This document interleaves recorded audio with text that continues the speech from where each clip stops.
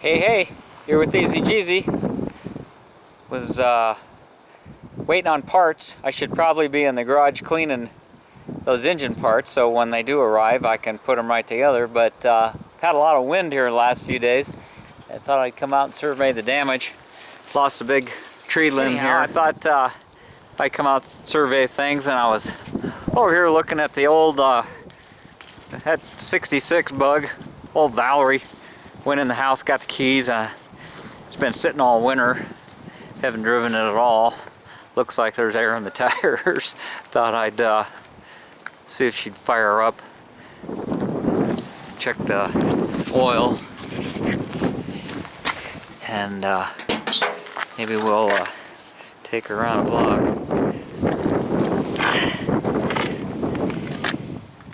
Yeah, it looks like it's full of oil. Yeah, she's running pretty good.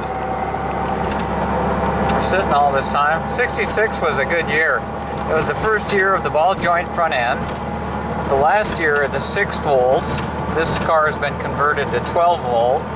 And you don't have to worry when you're converting a 6 volt car to 12 volt because actually the wire is all heavier throughout the vehicle. The whole wiring harness is heavier duty. You do have to change the headlights and the turn signal flasher unit, and there's a lot of things that you have to switch over. The windshield wipers, but it's not that tough.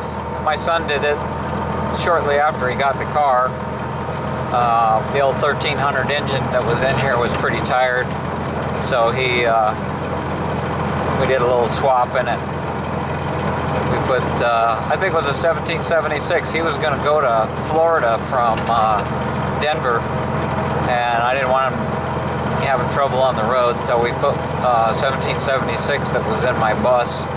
We thought it was an 1835, but found out years later it was a 1776 all along. Had a 110 cam in it, and he took my advice. One of the few times my young son took my advice. We bought him a set of brand new 36 Delordo dual throats, kind of like the 40 Weber IDFs, but they were the Delordo. And I had such excellent luck with those for my sand rails that he went ahead and took my advice and bought a set. Bought them brand new. And still have both sets. They're my favorite carbs. Economical, good performance, and just great off-road, great on the street. 40 IDFs are as well. I notice CB Performance is selling a new version of the 40 IDF. They're made in Spain instead of Italy like the old ones, but that's fine. I'm sure they're okay. But this was his first car. He bought it from the original owner down the street from where we lived. It had been sitting in front of their house with a big puddle underneath it for years, and he got it in his head that he wanted it. I tried to talk him out of it because it didn't run, and he had to have it, so I let him buy it. We got that 1300 running, and he drove it for a while. Then we put the bigger motor in it. We've had it in the family all these years. And I guess I'll keep it.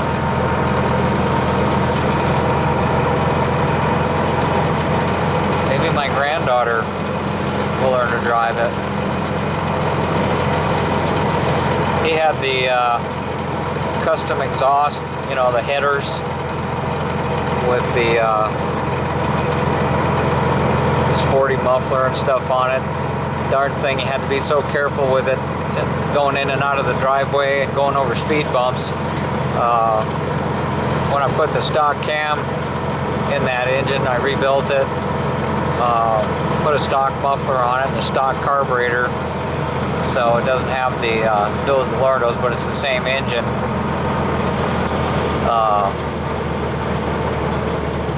I just don't have to worry about that stuff now, and it's quieter, or just as quiet.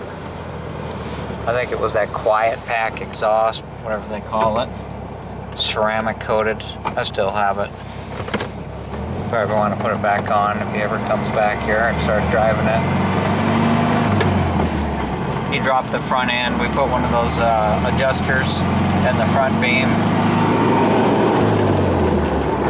And I put a 3/4 inch sway bar on the front of this thing. Boy, did that help the handling. And I lifted it back up so it sits standard height instead of trying to make it a drop front end. That wasn't good either. With ball joints, you were kind of like on the edge of the extreme articulation of that ball joint. So I put it back in its normal ride height, and it handles like a dream. Doesn't wander, runs good. I think I have some of those caster shims in it to push the bottom beam out about, oh, I don't know, 3/8 of an inch. It works out pretty good too. So basically all this car needs is some body and paint. He had painted it himself. He did that as a project in high school. Went to a vocational school and painted this thing all up. I don't think he did it in class. I think he did some body work on it, actually, now that I think about it. He painted my dad's truck while he was still in school and had access to the paint booth. That's what it was. And then later on, when he moved out, he did it in a garage where he was renting someplace. Turned out pretty good. So anyhow, this video is getting way too long again.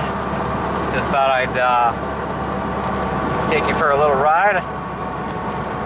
I'm waiting on some parts before I get back on that engine. And I'm very pleased about the results of the yoga video. Thank you guys all for your comments and views. I think Nicole is impressed by it. She's got a pretty full schedule, and I won't be able to even talk to her until class on Monday night. Now, I'm not so sure how much time she's going to be able to put in it. She's got a family and the business to run, and I'm not paying her to do this. I'm trying to do it for her well-being as well as yours, but we will address any comments and issues and concerns, and we're going to come up with some fun stuff that you can do while you're watching the video, and then take it from there. It's a great experience to work with you guys, and